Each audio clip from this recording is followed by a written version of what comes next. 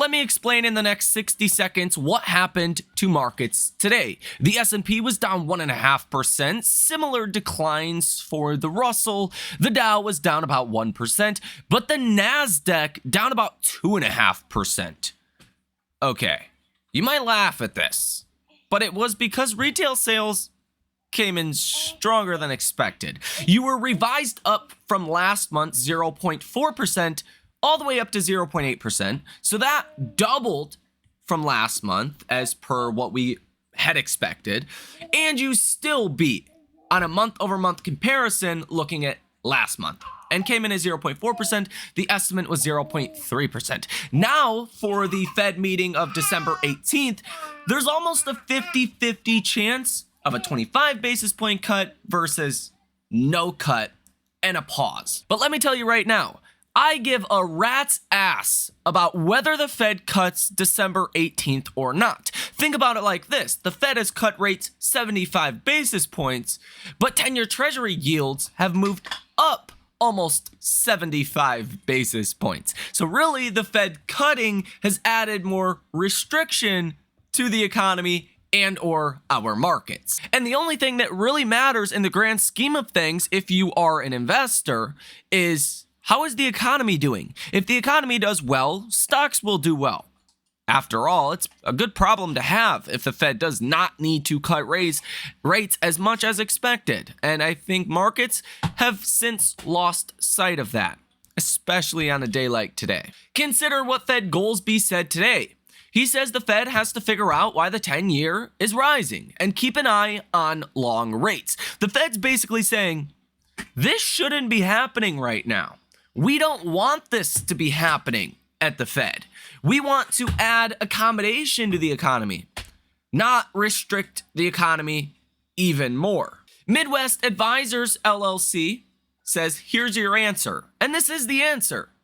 Inflation expectations are moving higher. This really is calculated in bond markets. Now the expected inflation longer term is 2.78%. That is what is causing 10-year Treasury yields, the really entire long end of the yield curve, to go higher. This is not accurate, okay? In the more medium term, the next 6 to 12 months, I think that's a medium term outlook, you're going to see inflation expectations proven wrong. I don't think Trump is going to cause inflation, okay? Whoever created this fallacy is, let's be respectful here. I was going to say something not so respectful, but delusional, or in Delulu land, as I like to call it. Something about cutting government spending does not spell inflationary pressures to me. I don't know. I wasn't the greatest in algebra and advanced math classes, so perhaps you guys could let me know. Government spending being reduced, does that equate to more or less inflation? Let me just save you the hassle. All inflation is government spending. As the late Milton Friedman once said, consumers have always spent all of their money, which is prevalent in the consumer personal savings rate. Companies have always been greedy. They've always tried to have the best margins possible.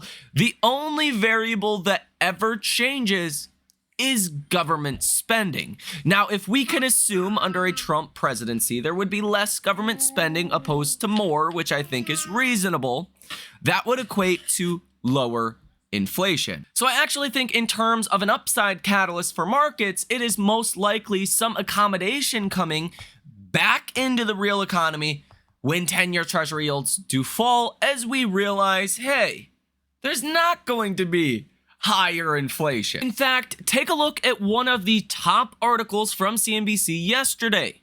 It's actually a breakdown of deflation for October 2024 in one chart. You have Turkey down 3.9% year over year. You have basically most of your food categories in deflation territory. Energy down 5%, gasoline down 12.4%, but all items less food and energy. Telephone hardware Calculators down almost 10%. Dishes down 7.4%. Cars and truck rentals down 7%. Men's suits, sports coats, and outerwear down 6%. Computers down 5.4%. Televisions down 4.5%. Toys, games, hobbies, and playground equipment down almost 4%. Bicycles down 3.6%. Used cars and trucks down 3.4%. Clocks, lamps, and decorator items down 3.2%. Window and floor coverings down 3%. Sewing machines, fabric, and supplies down 3%. And there's others here as well. We're actually seeing deflation, which, careful what you wish for, because deflation is actually worse for the economy than inflation. So something is not right here, okay? Either the economy is weaker than the data suggests, or we are about to see deeper deflation, which could push the economy into a more weak place. Now, with that said, the Nasdaq's down about 2.6% today. There are some important technicals that we will look at in just a moment, but if you look at the daily candlestick chart for the Nasdaq, today was a bit of a gap down, and this is now the 5th red day in a row for the Nasdaq, which has not happened in years. Some people are saying this is an omen for further downside in the Nasdaq, and perhaps that could be true. Okay, there is a pretty clear technical wedge that should be respected, especially at the downside level. Once you get to about 494, only $1 downside from here, you're going to be sitting right at that lower end of the wedge. If you break that to the downside, you're looking at more downside for markets. But again, I do think it's important to circle back to what's happening right now in markets and why markets are selling off. Well, really, the main thing is a slightly more hawkish Fed, okay? But they're being hawkish because the economy looks like it's doing better. So that's actually bullish for markets. Now, I've said on this channel for a while now, I'm actually not bullish on the indexes. I'm actually not bullish on the SPY or the NASDAQ. I think they could come down. But I think in a more logical scenario with lower inflation, higher economic growth, perhaps less cuts from the Fed if the economy is strong and we have a soft landing, which I don't think is guaranteed until probably midpoint next year. We won't know for certain whether we're going to have a soft landing or not. Keep that in mind. But less regulation, all of the Trump policies that could be beneficial to the business cycle, like lower corporate tax rates, all of that is going to benefit the internals of the markets more than it will big tech. Big tech is expensive, it's pricey, there's not a lot of upside left there in my personal opinion, and that's why I'm not as bullish on the headline S&P or the NASDAQ, because they're basically just a proxy for big tech at this point, considering about 40% of those indexes is the top 6 or 7 names in markets. And I firmly think the next probably couple of years are going to be a stock pickers market, which, unless you're just all in on index funds, that's going to be good for your portfolio. So I'm forced to be bullish on markets from that standpoint, but not as bullish on markets as far as the headline index, because I'm not bullish on big tech. I don't think there's much upside left in those areas, and those areas control the indexes. But again, with a stronger economy, less regulation or deregulation, as we call it, assuming tariffs are not as bad as we think or the markets think they could be, lower corporate tax rates and stronger economy, that is directly going to favor small caps and mid caps, industrials and cyclicals. You will likely see at some point big tech sell off and the rest of the markets rally higher. That is my expectation in 2025 if we have a soft landing. Now, if we have a recession, again, we won't know if we are going to have a recession until we get at least 3, 4, 5 more months of economic data coming out.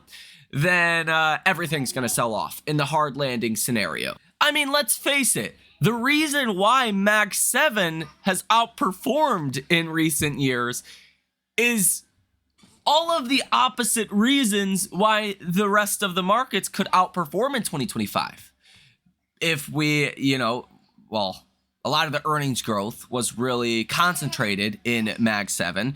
That should expand, right? As the comps are a lot easier comparing to 2022 or 2023 for the rest of the markets.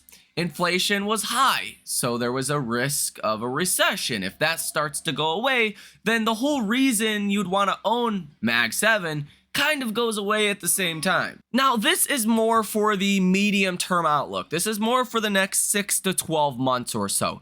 In the very near term, I talked about this in prior videos, but we were overdue for some consolidation, and that's what this seems like to me. The VIX, take this as an example. I called out the VIX in the last 2 days, okay, that the VIX was getting a little bit complacent, okay? You went from 23 before the election, which is very high. That's like very fearful. Almost everyone has a put or two in their portfolio at that point. Down to under 14 at one point on November 13th. Well, at that point, you're sitting at kind of where we had been throughout all of 2024. That's like an average VIX for all of 2024. We are in a higher risk environment. If you want to think about the Fed, if you want to think about a new administration, different policies, potential tariffs, if you want to think about, again, inflation and what's going to happen with the economy, right? We are in a higher risk environment. That is factual. And the VIX was trading at the levels that it traded at when we were not in a higher risk environment. Okay, again, throughout all of 2024, that was kind of the median level on the VIX, around 14 or so.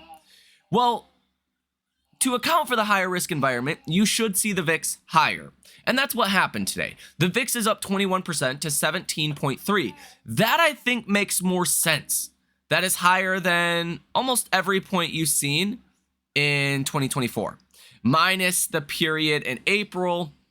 And I think that makes sense, right? This is pretty appropriate given the higher risk environment. It wouldn't surprise me if the VIX actually goes up a little bit more. Now, part of the reason, despite the Fed being a little bit more on the hawkish side yesterday and odds of a Fed rate cut for December 18th falling almost to about 50%. It's basically a toss-up whether we get a rate cut December 18th or not. Keep in mind, we have a bunch of other data coming out. A whole new set of basically all of your economic data coming out between now and December 18th. But another big kind of scare factor today is a new potential trade war with China. Yes, the reality is setting in that if we put on tariffs, China may put on tariffs. Now, you have to think about this from two different perspectives. You got to think about, in the short term, what kind of fear this could cause to markets. And you actually have to think about this in the actual sense of, will these things be enacted? Okay, this will give you a better judgment to the medium term, the next 6 to 12 months, what's going to happen to markets. Let's face it, if there is a broad swath of tariffs put on China, China will put a broad swath of tariffs on the US. That is not good for the economy. Whether you like Trump or not, he measures his success based on the economy and based on the stock market. Trump is not going to enact policies that are, one, bad for the economy, or two, bad for the stock market. So, just like you've seen in 2018, there's precedents for this. Trump was threatening a trade war with China. And what happened? Stocks sold off 15, 20% or so. And then we realized, oh yeah, they're actually not going to do any of that. And then right before Christmas, on Christmas Eve, actually, markets bottomed and started to recover. And you had a great post-Christmas rally. I think you can use the 2018 playbook with the last fear of a Trump trade war and apply this directly to what we could see. Okay, markets are going to get fearful over what could be, and we're going to realize it's not as bad as we think. That's why if markets continue to sell off, if you do see disconnects in areas of our markets, that is a buying opportunity. If the fear is, of course, a trade war with China. Now, the only thing I really care about right now, because I think those are going to be very short-term in nature, the only thing I care about from more of a long-term perspective, the next 12, 24, 36 months, is how is the economy doing? If we go into a recession, then you're looking at potentially years of downish sideways-ish markets, not just for the index, but for average stocks as well. Like in the bullish scenario, I think the indexes could go up 5% next year, because I don't think big tech is going to outperform the way it has in many years. Even if you've seen big tech sell off and the rest of the markets go on meme stock like rallies, they're going to have a net effect, and the index is not going to move up that much. Okay. Obviously, there's variables depending on the severity of a Mag 7 sell off. Now, in a more doom and gloom scenario, you have a recession, and that causes everything to sell off for a long time. So in the near term, long story short, you're probably going to see more fear in markets based on a potential Trump tariff situation, trade war with China. Now, I don't know the timeline of that. I do think it's kind of overdone for today, overdone in the near term. It wouldn't surprise me if you get a bounce, but especially heading into inauguration, I see there's a good chance of more fear to come into markets. But am I concerned about this from the more medium term, longer term perspective? No, I'm not. I will get more concerned about that medium, longer term perspective if we start to slip into a more recessionary like environment. That's the only thing that I really care about as of right now. Again, from a short term perspective, yeah, you could see more fear, specifically a China trade war type fear. We already know the playbook to that. It already happened before. But, you know, if you're a longer term investor, that shouldn't even matter to you. Because again, we're not going to have a trade war with China that's bad for both of our economies, and I don't think anyone wants to see that happen. Now, we also looked at this in prior videos in recent days, but the AI Investor Sentiment Survey that asked one question, it asked the survey respondents, where do you think the stock market will be in the next 6 months? It's one question. It's very simple. On November 13th, on Wednesday of this week, the bullish people were 49.8% bullish, which is almost a one-year high. The one-year high is 52.9% on the week ending December 20th, 2023. Okay. You are in a high-risk environment right now. You should probably not see the bullish percentage almost at a one-year high. Again, that's something I talked about in the last 2 days of a reason for a little concern in the short term. And look what happened. Markets sold off a bit. You have 21.8% of investors that are neutral and 28.3% that are bearish. Now, Tom Lee with Fundstrat writes on X, is market hawkishness nearing a local top? October retail sales, possible dovish turning point. This incremental hawkishness is evident in the one-year inflation forwards. The one-year measures inflation over the next year. 1 year from now, this has crept up from 2% in July to 2.72% recently. A 72 basis point rise is meaningful. And they're basically saying that maybe the markets have gotten ahead of themselves in anticipating higher inflation.